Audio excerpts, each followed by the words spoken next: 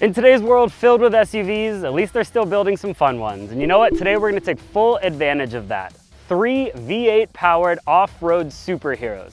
The Mercedes-AMG G63, the Jeepwrangler Rubicon 392, and the Land Rover Defender 90 V8. 1/4 mile drag race off-road. Let's get started. As you can imagine, this test has a lot of resources going into it, so if you haven't done so already, please subscribe to the channel and help us grow so we can keep making videos just like this.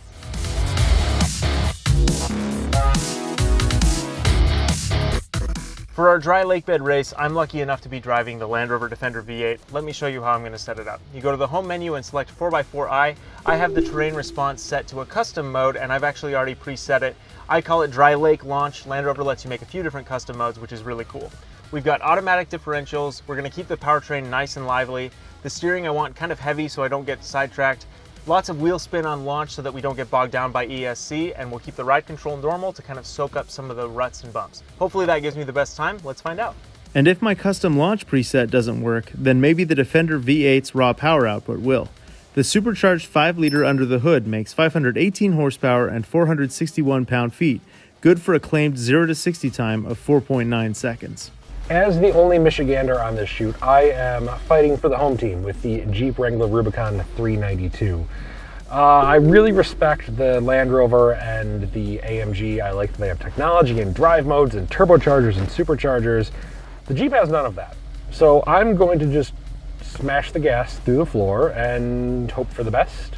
When I do slam the gas, I'll be unleashing 470 horsepower and 470 pound-feet of torque from a huge 6.4 liter V8, the biggest engine in this test. This silly machine will hit 60 in 4.5 seconds, but it also has a top speed limiter of 99 miles per hour. And with 35-inch tires to move, this Hemi will have its work cut out for it.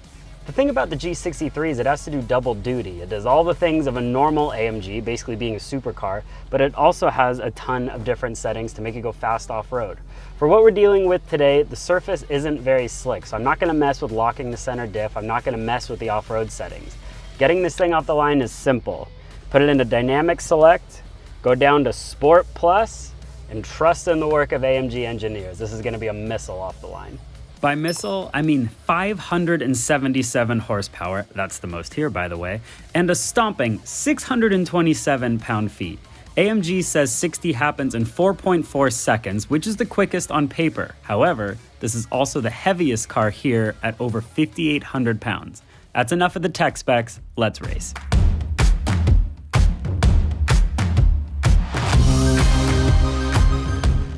Waiting for the honking countdown now. A little late on the start, but traction stays okay. Up to 75 that quickly. You ever wonder what it's like to literally eat dust? And across the quarter, exactly at 110. I don't even think it was that close. I'm gonna have to play back the tape. Holy moly, what a machine. Wow. I mean, you don't realize how fast this is until you're suddenly at speed because this car is just so big. Listen, I'm very happy for both of them and their fancy European cars, but mine makes the best noise, and the doors come off.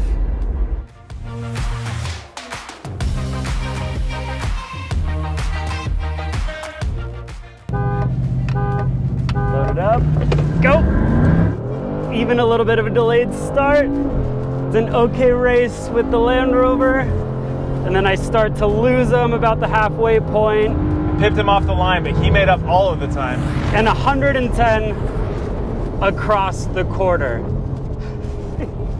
So even on the restarts, the same thing is happening. I've hit 110 exactly as I cross the cone every single time in the G-Wagon. It's just time after time after time again. It's hooking up like an absolute monster and just going to work. These are fast SUVs. Oh, I really wanted to take the G-Wagon that time. Let's talk about that Jeep for a minute though. Man, 470 horsepower, it's down by at least, 48 over the next best competitor. If anyone told you that the Jeepwrangler would be clipping 100 miles an hour in a quarter mile on the dirt, they'd call you insane. And that thing still just, it's got all the motor. Oh my God, what a weapon this car is. Sometimes I like to give the G-Wagon hell because I just see it crawling around Beverly Hills, but you forget what it's capable of when you put it in a place where it actually belongs, especially with this AMG trail package. Whew. That is a lot of fun.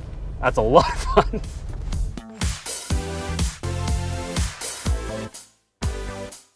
Today we learned that sometimes the most power and torque is all it takes to get from point A to B the fastest. But more importantly, our little desert drag race shows that we are in a golden age of fun, capable SUVs that also happen to be monsters in a straight line. Thanks for watching.